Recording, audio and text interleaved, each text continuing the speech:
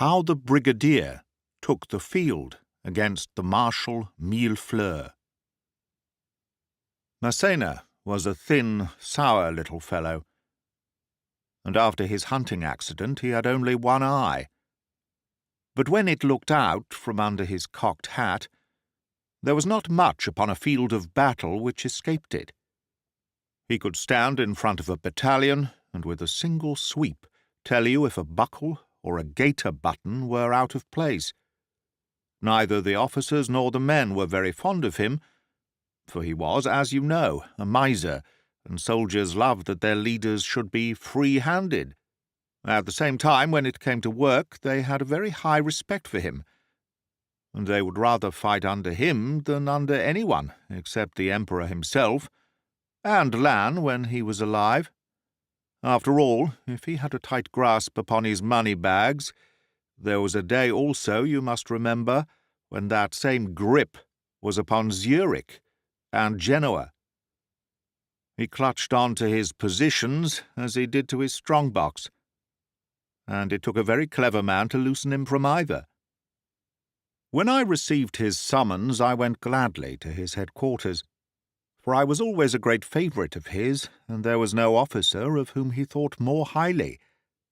That was the best of serving with those good old generals, that they knew enough to be able to pick out a fine soldier when they saw one. He was seated alone in his tent, with his chin upon his hand, and his brow as wrinkled as if he had been asked for a subscription. He smiled, however, when he saw me before him. "Good day, Colonel Gerard." "Good day, Marshal. How is the 3rd of Hussars?" 700 incomparable men upon 700 excellent horses. And your wounds, are they healed?" "My wounds never heal, Marshal," I answered. "And why?" "Because I have always new ones." "General Rapp must look to his laurels," said he, his face all breaking into wrinkles as he laughed. "He has had 21 from the enemy's bullets, and as many from Larry's knives and probes. Knowing that you were hurt, Colonel, I have spared you of late, which hurt me most of all. Tut, tut, since the English got behind these accursed lines of Torres Vedras, there has been little for us to do.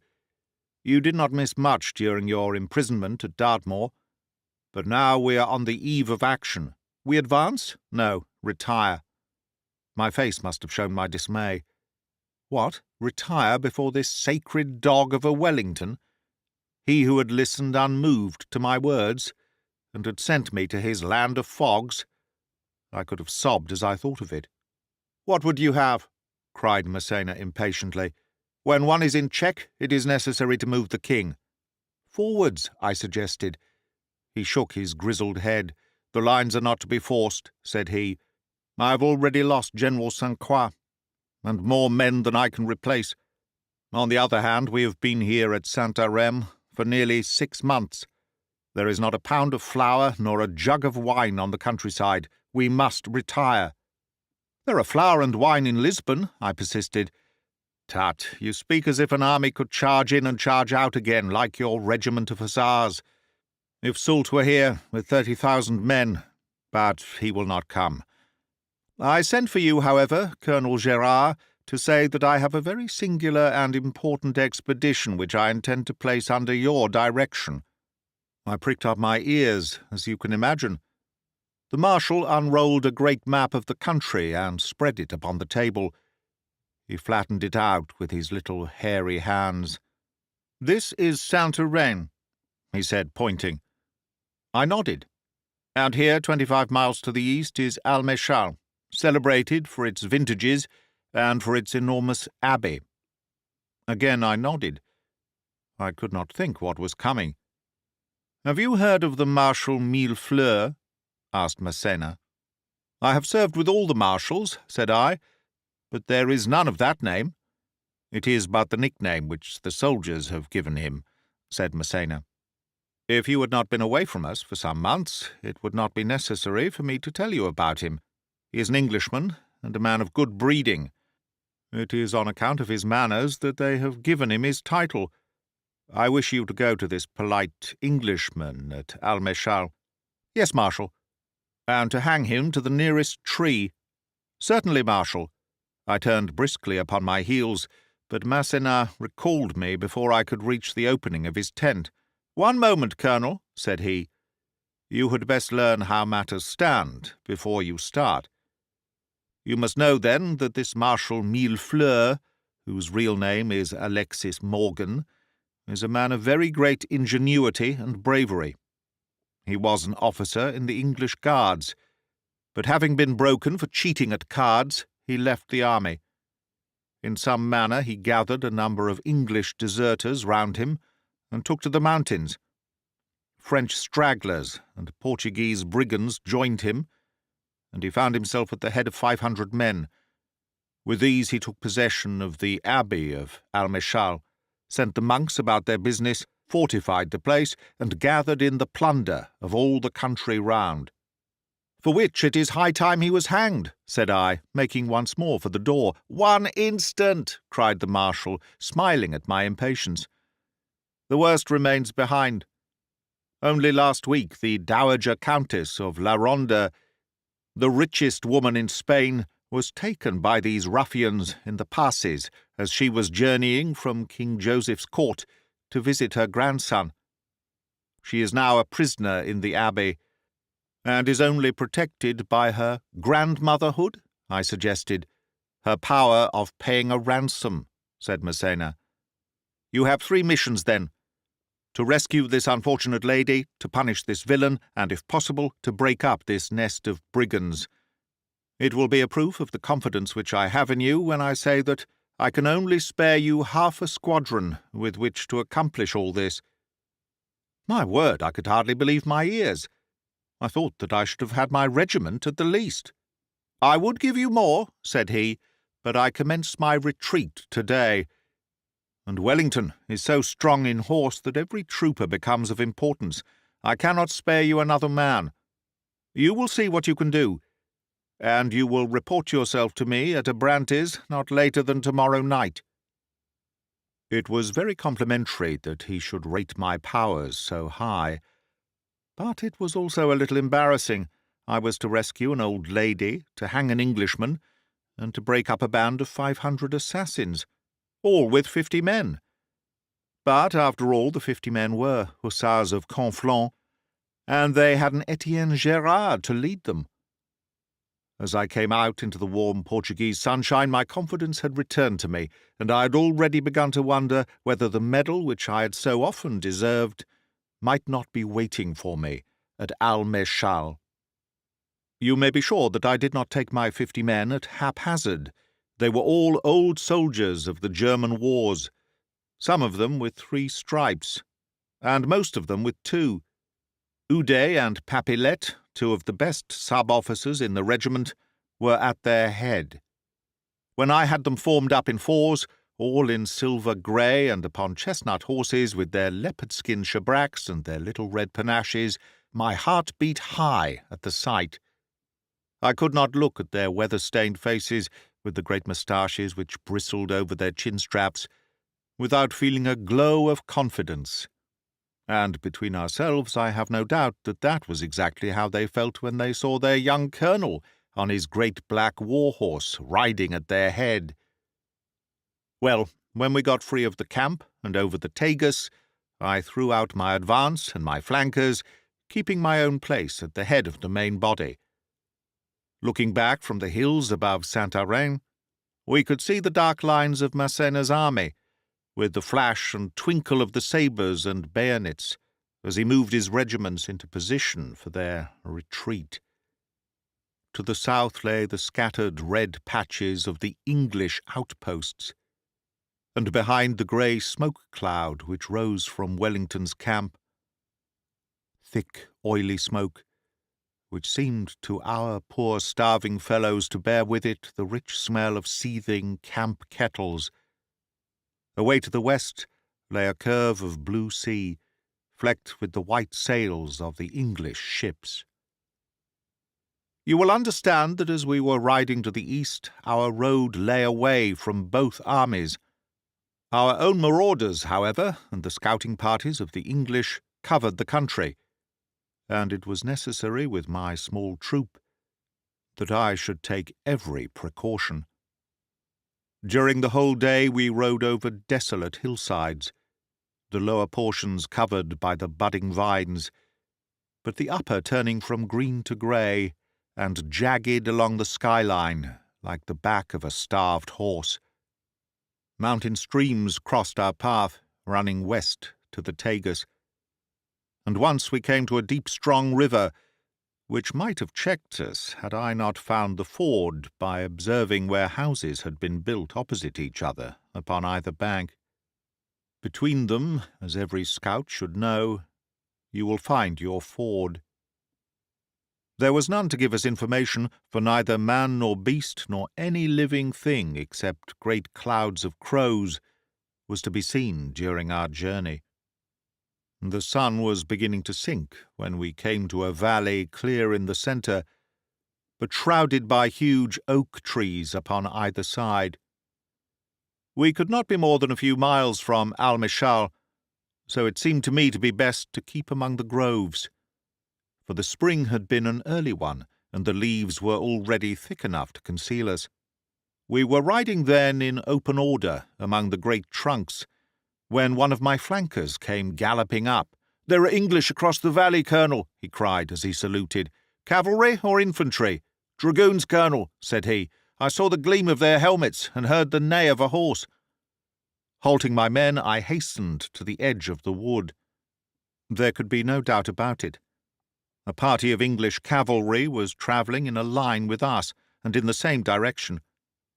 I caught a glimpse of their red coats, and of their flashing arms glowing and twinkling among the tree trunks. Once, as they passed through a small clearing, I could see their whole force, and I judged that they were of about the same strength as my own, a half-squadron at the most. You who have heard some of my little adventures will give me credit for being quick in my decisions and prompt in carrying them out. But here I must confess that I was in two minds. On the one hand, there was the chance of a fine cavalry skirmish with the English. On the other hand, there was my mission at the Abbey of Al-Mishal, which seemed already to be so much above my power. If I were to lose any of my men, it was certain that I should be unable to carry out my orders.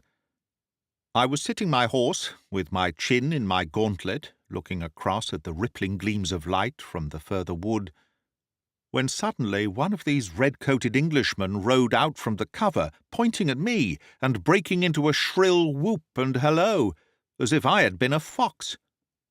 3 others joined him, and one who was a bugler sounded a call, which brought the whole of them into the open. They were, as I had thought, a half-squadron, and they formed a double line, with a front of 25. Their officer, the one who had whooped at me, at their head. For my own part, I had instantly brought my own troopers into the same formation, so that there we were, hussars and dragoons, with only 200 yards of grassy sward between us.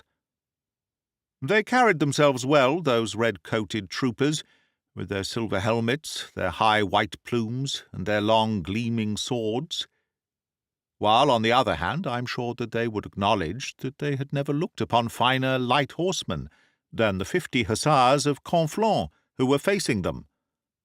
They were heavier, it is true, and they may have seemed the smarter, for Wellington used to make them burnish their metalwork, which was not usual among us.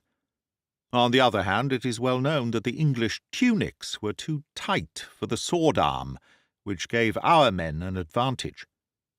As to bravery, foolish, inexperienced people of every nation always think that their own soldiers are braver than any others.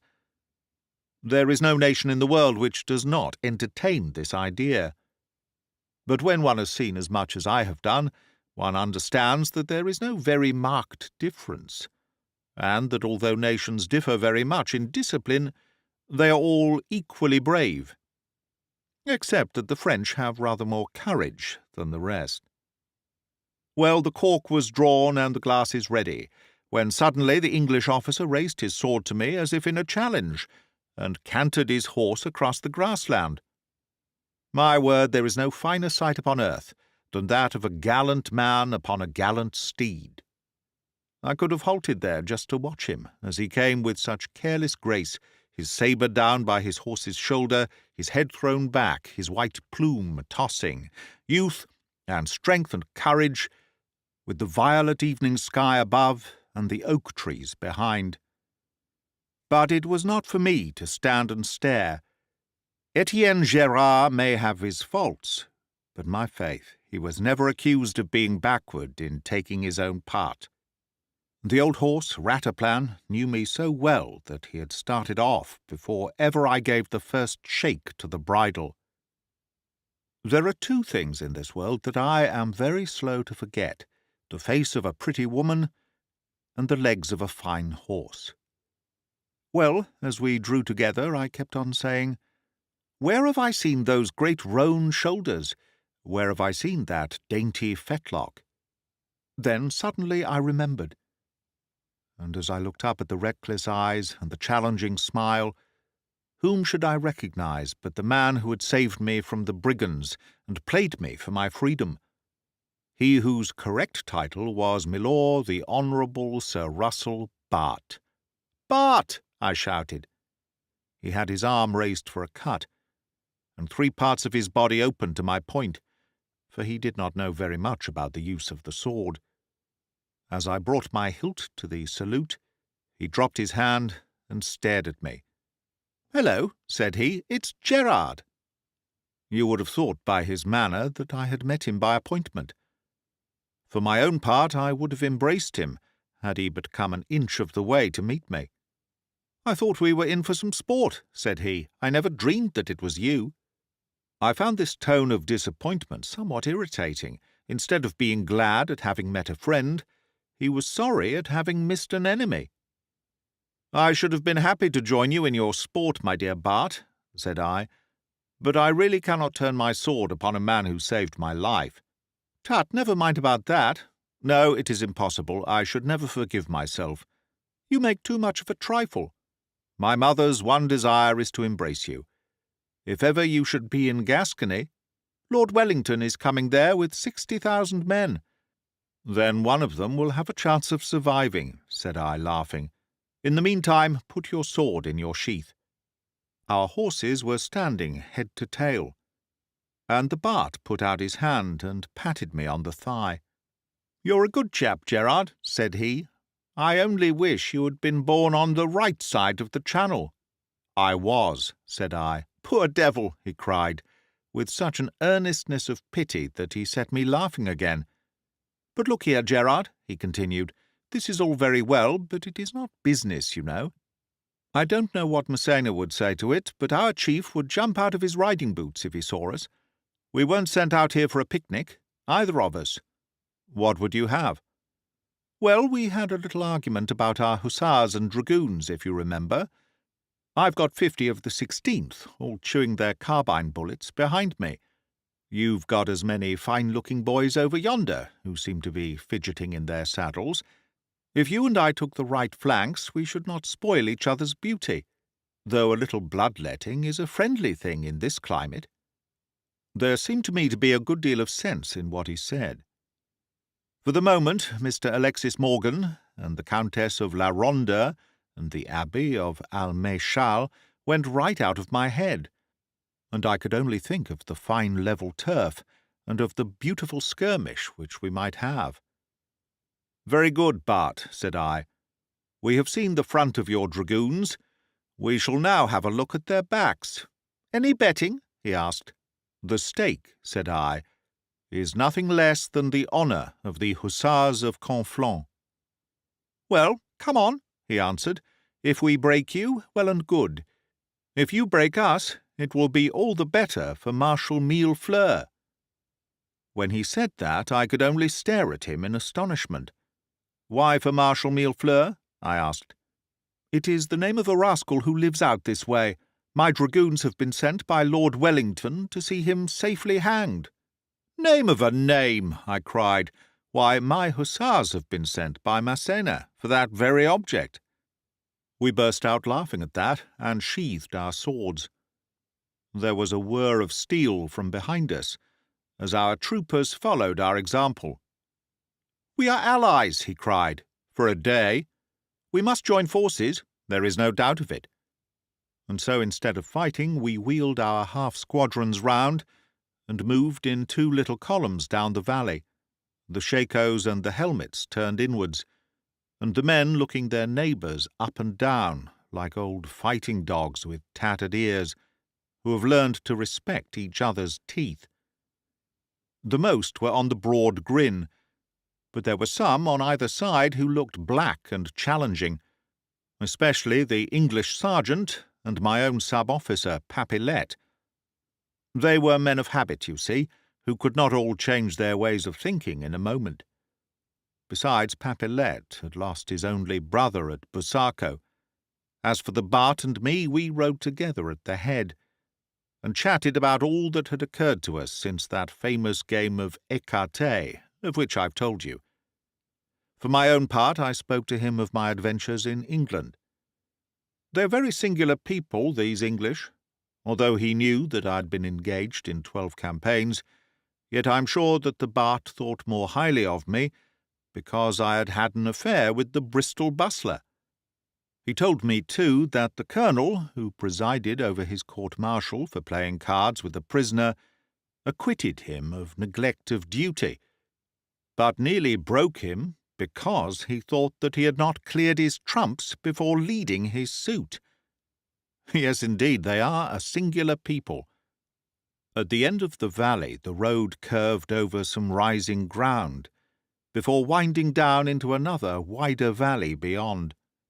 We called a halt when we came to the top, for there, right in front of us, at the distance of about 3 miles, was a scattered grey town, with a single enormous building upon the flank of the mountain, which overlooked it. We could not doubt that we were at last in sight of the abbey that held the gang of rascals whom we had come to disperse. It was only now, I think, that we fully understood what a task lay in front of us, for the place was a veritable fortress, and it was evident that cavalry should never have been sent out upon such an errand. "That's got nothing to do with us," said the Bart. "Wellington and Massena can settle that between them."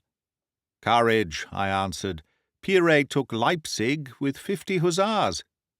"Had they been dragoons," said the Bart, laughing, "he would have had Berlin.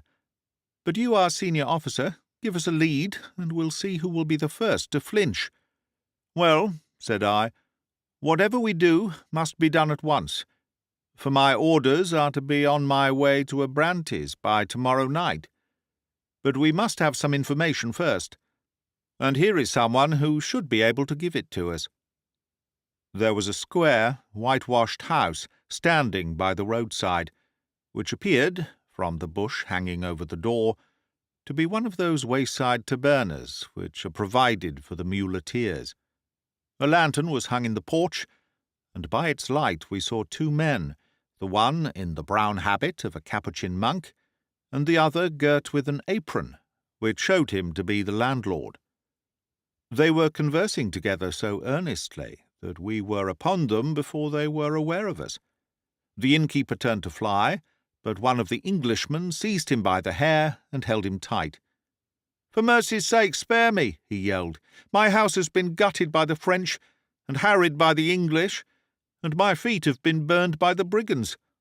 I swear by the Virgin that I have neither money nor food in my inn, and the good Father Abbot, who is starving upon my doorstep, will be witness to it."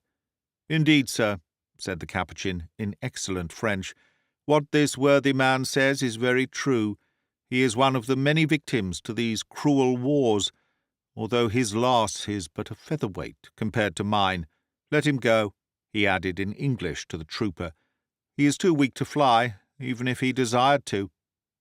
In the light of the lantern I saw that this monk was a magnificent man, dark and bearded, with the eyes of a hawk, and so tall that his cowl came up to Rataplan's ears. He wore the look of one who had been through much suffering, but he carried himself like a king, and we could form some opinion of his learning when we each heard him talk our own language as fluently as if he were born to it.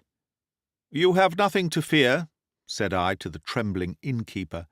"As to you, father, you are, if I am not mistaken, the very man who can give us the information which we require. All that I have is at your service, my son. But," he added, with a wan smile, "my Lenten fare is always somewhat meagre, and this year it has been such that I must ask you for a crust of bread, if I am to have the strength to answer your questions." We bore 2 days' rations in our haversacks, so that he soon had the little he asked for. It was dreadful to see the wolfish way in which he seized the piece of dried goat's flesh which I was able to offer him. "Time presses, and we must come to the point," said I. "We want your advice as to the weak points of yonder abbey, and concerning the habits of the rascals who infest it." He cried out something which I took to be Latin, with his hands clasped and his eyes upturned. "The prayer of the just availeth much," said he, "and yet I had not dared to hope that mine would have been so speedily answered. In me you see the unfortunate abbot of Almechal, who has been cast out by this rabble of 3 armies, with their heretical leader. Oh, to think of what I have lost!" His voice broke, and the tears hung upon his lashes. "Cheer up, sir," said the Bart. "I'll lay 9 to 4 that we have you back again by tomorrow night." "It is not of my own welfare that I think," said he, "nor even of that of my poor scattered flock, but it is of the holy relics which are left in the sacrilegious hands of these robbers." "It's even betting whether they would ever bother their heads about them," said the Bart. "But show us the way inside the gates, and we'll soon clear the place out for you." In a few short words the good abbot gave us the very points that we wished to know. But all that he said only made our task more formidable. The walls of the abbey were 40 feet high, the lower windows were barricaded, and the whole building loopholed for musketry fire. The gang preserved military discipline, and their sentries were too numerous for us to hope to take them by surprise. It was more than ever evident that a battalion of grenadiers and a couple of breaching pieces were what was needed. I raised my eyebrows, and the Bart began to whistle. "We must have a shot of it, come what may," said he. The men had already dismounted, and, having watered their horses, were eating their suppers. For my own part, I went into the sitting-room of the inn with the abbot and the Bart, that we might talk about our plans. I had a little cognac in my sauve-vie, and I divided it among us, just enough to wet our moustaches. "It is unlikely," said I, "that those rascals know anything about our coming. I have seen no signs of scouts along the road. My own plan is that we should conceal ourselves in some neighbouring wood, and then, when they open their gates, charge down upon them and take them by surprise." The Bart was of opinion that this was the best that we could do, but when we came to talk it over, the abbot made us see that there were difficulties in the way. "Save on the side of the town, there is no place within a mile of the abbey where you could shelter man or horse," said he. "As to the townsfolk, they are not to be trusted. I fear, my son, that your excellent plan would have little chance of success in the face of the vigilant guard which these men keep." "I see no other way," answered I. "Hussars of Conflans are not so plentiful that I can afford to run half a squadron of them against a 40-foot wall, with 500 infantry behind it." "I am a man of peace," said the abbot, "and yet I may, perhaps, give a word of counsel. I know these villains and their ways. Who should do so better, seeing that I have stayed for a month in this lonely spot, looking down in weariness of heart at the abbey which was my own? I will tell you now what I should myself do if I were in your place." "Pray tell us, father," we cried both together. "You must know that bodies of deserters, both French and English, are continually coming into them, carrying their weapons with them. Now, what is there to prevent you and your men from pretending to be such a body, and so making your way into the abbey?" I was amazed at the simplicity of the thing, and I embraced the good abbot. The Bart, however, had some objections to offer. "That is all very well," said he, "but if these fellows are as sharp as you say, it is not very likely that they are going to let 100 armed strangers into their crib. From all I have heard of Mr. Morgan, or Marshal Millefleurs, or whatever the rascal's name is, I give him credit for more sense than that." "Well, then," I cried, "let us send 50 in, and let them at daybreak throw open the gates to the other 50 who will be waiting outside." We discussed the question at great length, and with much foresight and discretion. If it had been Massena and Wellington instead of 2 young officers of light cavalry, we could not have weighed it all with more judgment. At last we agreed, the Bart and I, that one of us should indeed go with 50 men, under pretence of being deserters, and that in the early morning he should gain command of the gate and admit the others. The abbot, it is true, was still of opinion that it was dangerous to divide our force, but finding that we were both of the same mind, he shrugged his shoulders and gave in. "There is only one thing that I would ask," said he. "If you lay hands upon this Marshal Millefleurs, this dog of a brigand, what will you do with him?" "Hang him," I answered. "It is too easy a death," cried the Capuchin, with a vindictive glow in his dark eyes. "Had I my way with him. But oh, what thoughts are these for a servant of God to harbour?" He clapped his hands to his forehead, like one who is half demented by his troubles, and rushed out of the room. There was an important point which we had still to settle, and that was whether the French or the English party should have the honour of entering the abbey first. My faith, it was asking a great deal of Etienne Gérard that he should give place to any man at such a time. But the poor Bart pleaded so hard, urging the few skirmishes which he had seen against my 74 engagements, that at last I consented that he should go. We had just clasped hands over the matter, when there broke out such a shouting and cursing and yelling from the front of the inn that out we rushed with our drawn sabres in our hands, convinced that the brigands were upon us. You may imagine our feelings when, by the light of the lantern which hung from the porch, we saw a score of our hussars and dragoons all mixed in one wild heap, redcoats and blue, helmets and busbies, pommelling each other to their heart's content.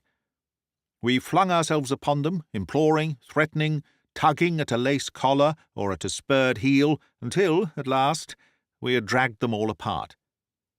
There they stood, flushed and bleeding, glaring at each other, and all panting together like a line of troop horses after a 10-mile chase. It was only with our drawn swords that we could keep them from each other's throats. The poor Capuchin stood in the porch in his long brown habit, wringing his hands and calling upon all the saints for mercy. He was, indeed, as I found upon inquiry, the innocent cause of all the turmoil, for, not understanding how soldiers look upon such things, he had made some remark to the English sergeant that it was a pity that his squadron was not as good as the French. The words were not out of his mouth before a dragoon knocked down the nearest hussar, and then, in a moment, they all flew at each other like tigers. We would trust them no more after that. But the Bart moved his men to the front of the inn, and I mine to the back, the English all scowling and silent, and our fellows shaking their fists and chattering, each after the fashion of their own people. Well, as our plans were made, we thought it best to carry them out at once, lest some fresh cause of quarrel should break out between our followers. The Bart and his men rode off, therefore, he having first torn the lace from his sleeves, and the gorget and sash from his uniform, so that he might pass as a simple trooper. He explained to his men what it was that was expected of them, and though they did not raise a cry or wave their weapons, as mine might have done, there was an expression upon their stolid and clean-shaven faces which filled me with confidence. Their tunics were left unbuttoned, their scabbards and helmets stained with dirt, and their harness badly fastened, so that they might look the part of deserters without order or discipline. At 6 o'clock next morning they were to gain command of the main gate of the abbey, while at that same hour my hussars were to gallop up to it from outside. The Bart and I pledged our words to it before he trotted off with his detachment. My sergeant, Papilette, with 2 troopers, followed the English at a distance, and returned in half an hour to say that, after some parley, and the flashing of lanterns upon them from the grille, they had been admitted into the abbey. So far, then, all had gone well. It was a cloudy night, with a sprinkling of rain, which was in our favour, as there was the less chance of our presence being discovered. My vedettes I placed 200 yards in every direction, to guard against a surprise, and also to prevent any peasant who might stumble upon us from carrying the news to the abbey. Oudin and Papilette were to take turns of duty, while the others with their horses had snug quarters in the great wooden granary. Having walked round and seen that all was as it should be, I flung myself upon the bed which the innkeeper had set apart for me, and fell into a dreamless sleep. No doubt you have heard my name mentioned as being the beau ideal of a soldier, and that not only by friends and admirers like our fellow townsfolk, but also by old officers of the great wars who have shared the fortunes of those famous campaigns with me. Truth and modesty compel me to say, however, that this is not so. There are some gifts which I lack, very few, no doubt, but still, amid the vast armies of the Emperor, there may have been some who were free from those blemishes which stood between me and perfection. Of bravery I say nothing.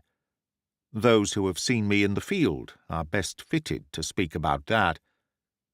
I have often heard the soldiers discussing round the campfires as to who was the bravest man in the Grand Army. Some say Murat, and some said Lasalle, and some Ney. But for my own part, when they asked me, I merely shrugged my shoulders and smiled. It would have seemed mere conceit if I had answered that there was no man braver than Brigadier Gérard. At the same time, facts are facts, and a man knows best what his own feelings are. But there are other gifts besides bravery which are necessary for a soldier, and one of them is that he should be a light sleeper. Now, from my boyhood onwards, I have been hard to wake, and it was this which brought me to ruin upon that night.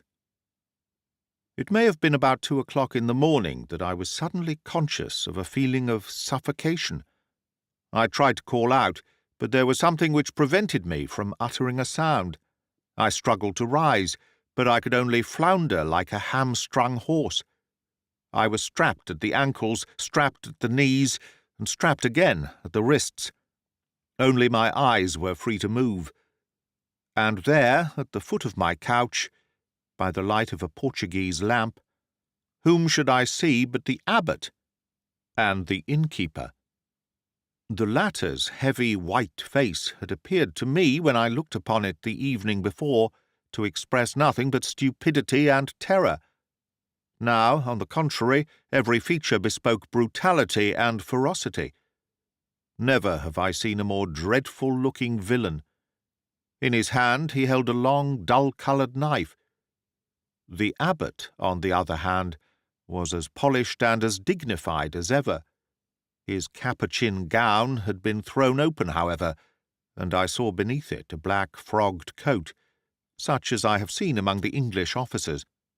As our eyes met, he leaned over the wooden end of the bed and laughed silently until it creaked again. "You will, I am sure, excuse my mirth, my dear Colonel Gérard," said he. "The fact is that the expression upon your face when you grasped the situation was just a little funny. I have no doubt that you are an excellent soldier, but I hardly think that you are fit to measure wits with the Marshal Millefleurs, as your fellows have been good enough to call me. You appear to have given me credit for singularly little intelligence, which argues, if I may be allowed to say so, a want of acuteness upon your own part. Indeed, with the single exception of my thick-headed compatriot, the British dragoon, I have never met anyone who was less competent to carry out such a mission. You can imagine how I felt and how I looked as I listened to this insolent harangue, which was all delivered in that flowery and condescending manner which had gained this rascal his nickname. I could say nothing, but they must have read my threat in my eyes, for the fellow who had played the part of the innkeeper whispered something to his companion. "No, no, my dear Chenier, he will be infinitely more valuable alive," said he. "By the way, Colonel, it is just as well that you are a sound sleeper, for my friend here, who is a little rough in his ways, would certainly have cut your throat if you had raised any alarm. I should recommend you to keep in his good graces, for Sergeant Chenier, late of the 7th Imperial Light Infantry, is a much more dangerous person than Captain Alexis Morgan of His Majesty's Foot Guards." Chenier grinned and shook his knife at me, while I tried to look the loathing which I felt at the thought that a soldier of the Emperor could fall so low. "It may amuse you to know," said the Marshal in that soft, suave voice of his, "that both your expeditions were watched from the time that you left your respective camps. I think that you will allow that Chenier and I played our parts with some subtlety. We had made every arrangement for your reception at the Abbey, though we had hoped to receive the whole squadron instead of half. When the gates are secured behind them, our visitors will find themselves in a very charming little medieval quadrangle, with no possible exit, commanded by musketry fire from 100 windows. They may choose to be shot down, or they may choose to surrender. Between ourselves, I have not the slightest doubt that they have been wise enough to do the latter. But since you are naturally interested in the matter, we thought that you would care to come with us and to see for yourself. I think I can promise you that you will find your titled friend waiting for you at the Abbey with a face as long as your own." The two villains began whispering together, debating, as far as I could hear, which was the best way of avoiding my vedettes. "I will make sure that it is all clear upon the other side of the barn," said the Marshal at last. "You will stay here, my good Chenier, and if the prisoner gives any trouble, you will know what to do." So we were left together, this murderous renegade and I, he sitting at the end of the bed, sharpening his knife upon his boot in the light of the single smoky little oil lamp. As to me, I only wonder now, as I look back upon it, that I did not go mad with vexation and self-reproach as I lay helplessly upon the couch, unable to utter a word or move a finger, with the knowledge that my 50 gallant lads were so close to me, and yet with no means of letting them know the straits to which I was reduced. It was no new thing for me to be a prisoner, but to be taken by these renegades, and to be led into their abbey in the midst of their jeers, befooled and outwitted by their insolent leaders, that was indeed more than I could endure. The knife of the butcher beside me would cut less deeply than that. I twitched softly at my wrists and then at my ankles, but whichever of the two had secured me was no bungler at his work. I could not move either of them an inch. Then I tried to work the handkerchief down over my mouth, but the ruffian beside me raised his knife with such a threatening snarl that I had to desist. I was lying still, looking at his bull neck, and wondering whether it would ever be my good fortune to fit it for a cravat, when I heard returning steps coming down the inn passage and up the stair. What word would the villain bring back? If he found it impossible to kidnap me, he would probably murder me where I lay. For my own part, I was indifferent which it might be, and I looked at the doorway with the contempt and defiance which I longed to put into words. But you can imagine my feelings, my dear friends, when instead of the tall figure and dark sneering face of the Capuchin, my eyes fell upon the grey pelisse and huge moustaches of my good little sub-officer, Papilette. The French soldier of those days had seen too much to be ever taken by surprise. His eyes had hardly rested upon my bound figure and the sinister face beside me before he had seen how the matter lay. "Sacred name of a dog," he growled, and out flashed his great sabre. Chenier sprang forward at him with his knife, and then, thinking better of it, he darted back and stabbed frantically at my heart. For my own part, I had hurled myself off the bed on the side opposite to him, and the blade grazed my side, before ripping its way through blanket and sheet. An instant later I heard the thud of a heavy fall, and almost simultaneously a second object struck the floor, something lighter but harder, which rolled under the bed. I will not horrify you with details, my friends. Suffice it that Papilette was one of the strongest swordsmen in the regiment, and that his sabre was heavy and sharp. It left a red blotch upon my wrists and my ankles, as it cut the thongs which bound me.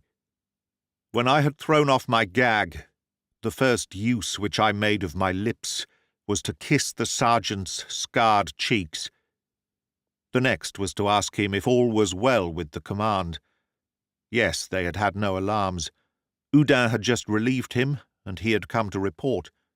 Had he seen the abbot? No, he had seen nothing of him. Then we must form a cordon and prevent his escape. I was hurrying out to give the orders when I heard a slow and measured step enter the door below and come creaking up the stairs. Papilette understood it all in an instant. "You are not to kill him," I whispered, and thrust him into the shadow on one side of the door. I crouched on the other. Up he came, up, and every footfall seemed to be upon my heart. The brown skirt of his gown was not over the threshold before we were both on him like two wolves on a buck. Down we crashed, the three of us, he fighting like a tiger, and with such amazing strength that he might have broken away from the two of us. Thrice he got to his feet, and thrice we had him over again, until Papilette made him feel that there was a point to his sabre. He had sense enough then to know that the game was up, and to lie still, while I lashed him with the very cords which had been round my own limbs. "There has been a fresh deal, my fine fellow," said I, "and you will find that I have some of the trumps in my hand this time." "Luck always comes to the aid of a fool," he answered. "Perhaps it is as well, otherwise the world would fall too completely into the power of the astute. So you have killed Chenier, I see. He was an insubordinate dog, and always smelled abominably of garlic. Might I trouble you to lay me upon the bed? The floor of these Portuguese tabernas is hardly a fitting couch for anyone who has prejudices in favour of cleanliness." I could not but admire the coolness of the man, and the way in which he preserved the same insolent air of condescension in spite of this sudden turning of the tables. I dispatched Papilette to summon a guard, whilst I stood over our prisoner with my drawn sword, never taking my eyes off him for an instant. For I must confess that I had conceived a great respect for his audacity and resource. "I trust," said he, "that your men will treat me in a becoming manner. You will get your deserts, you may depend upon that. I ask nothing more. You may not be aware of my exalted birth, but I am so placed that I cannot name my father without treason, nor my mother without a scandal. I cannot claim royal honours, but these things are so much more graceful when they are conceded without a claim. The thongs are cutting my skin. Might I beg you to loosen them?" "You do not give me credit for much intelligence," I remarked, repeating his own words. "Touché!" he cried, like a pinked fencer. "But here come your men, so it matters little whether you loosen them or not." I ordered the gown to be stripped from him, and placed him under a strong guard. Then, as morning was already breaking, I had to consider what my next step was to be. The poor Bart and his Englishmen had fallen victims to the deep scheme which might, had we adopted all the crafty suggestions of our adviser, have ended in the capture of the whole instead of the half of our force. I must extricate them, if it were still possible. Then there was the old lady, the Countess of La Ronda, to be thought of. As to the abbey, since its garrison was on the alert, it was hopeless to think of capturing that. All turned now upon the value which they placed upon their leader. The game depended upon my playing that one card. I will tell you how boldly and how skilfully I played it. It was hardly light before my bugler blew the assembly, and out we trotted onto the plain. My prisoner was placed on horseback in the very centre of the troops. It chanced that there was a large tree just out of musket shot from the main gate of the abbey, and under this we halted. Had they opened the great doors in order to attack us, I should have charged home upon them. But, as I had expected, they stood upon the defensive, lining the long wall and pouring down a torrent of hootings and taunts and derisive laughter upon us. A few fired their muskets, but finding that we were out of reach, they soon ceased to waste their powder. It was the strangest sight to see that mixture of uniforms, French, English, and Portuguese, cavalry, infantry, and artillery, all wagging their heads and shaking their fists at us. My word, their hubbub soon died away when we opened our ranks and showed whom we had got in the midst of us. There was silence for a few seconds, and then such a howl of rage and grief. I could see some of them dancing like madmen upon the wall. He must have been a singular person, this prisoner of ours, to have gained the affection of such a gang. I had brought a rope from the inn, and we slung it over the lower bough of the tree.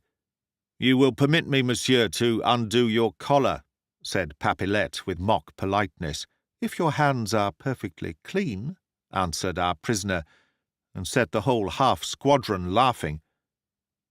There was another yell from the wall, followed by a profound hush, as the noose was tightened round Marshal Millefleurs' neck.